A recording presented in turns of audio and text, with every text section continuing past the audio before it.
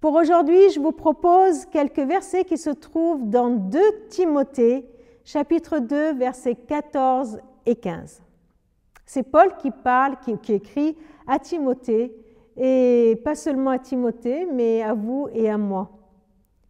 Rappelle cela à tous et demande-leur solennellement devant Dieu de ne pas se quereller à propos de mots. Ces querelles ne servent à rien, sinon à causer la ruine de ceux qui écoutent. Efforce-toi d'être digne d'approbation aux yeux de Dieu, comme un ouvrier qui n'a pas à rougir de son ouvrage, en annonçant correctement sa parole, qui est la vérité. Je me demande si la devise de notre union d'églises, l'Union des églises évangéliques libres de France, ne vient pas de ces versets. Ces versets nous rappellent d'être vigilants et d'accepter qu'il y a une différence entre des choses essentielles, qui sont décrites comme la parole, la vérité, et les choses secondaires. Dans nos discussions, nos points de vue, nos croyances même, il y a des points fondamentaux, il y a des choses qui sont essentielles, ce que Paul appelle la parole qui est la vérité. Cette parole est celle de l'annonce de la grâce de Dieu, que la grâce que Dieu vient nous offrir en Jésus-Christ. Le salut par grâce en Christ seul, c'est cela le message de la croix.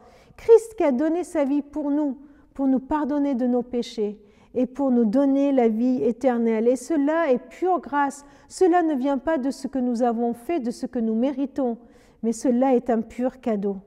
Et c'est ce message que nous devons annoncer, non seulement aux autres, mais le vivre avec fidélité. Ne pas le tordre, ne pas s'arranger avec, ne pas s'en accommoder, mais l'annoncer correctement. Mais toutes nos discussions entre chrétiens, que ce soit dans l'Église, tiens, je pense aussi à nos groupes maison, aux groupes de jeunes, aux groupes où on a des discussions autour de la Bible, ne sont pas de cet ordre-là, ne sont pas des sujets fondamentaux.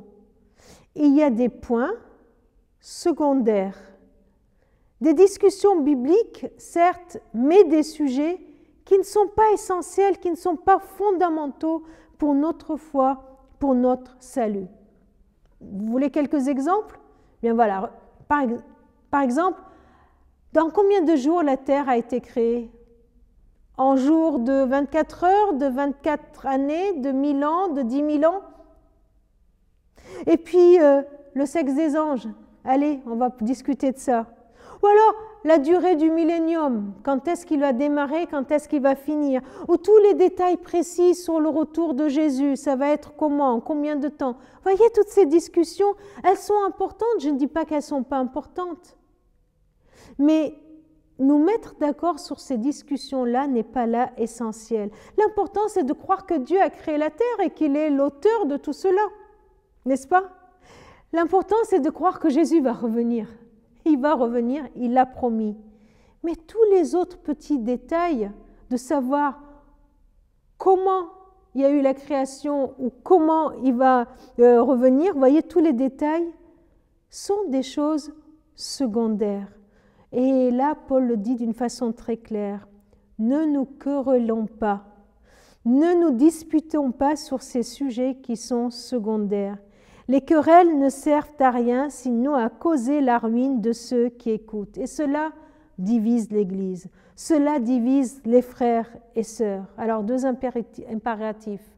Refusez toute querelle et cherchez plutôt à ne tenir face à Dieu plutôt qu'avoir raison devant les hommes. Alors, pour terminer, je vous rappelle la devise de notre union d'Église. Dans les choses essentielles, fidélité. Dans les choses secondaires, liberté. Mais en toutes choses, charité. Seigneur, donne-nous du discernement pour voir ce qui est de l'essentiel et ce qui est secondaire. Donne-nous le courage de rester fidèles à tout ce qui est essentiel.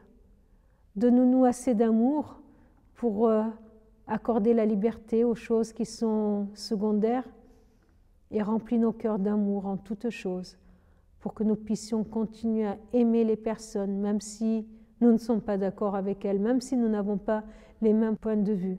Aide-nous, Seigneur, à continuer à les aimer et à refuser toute querelle.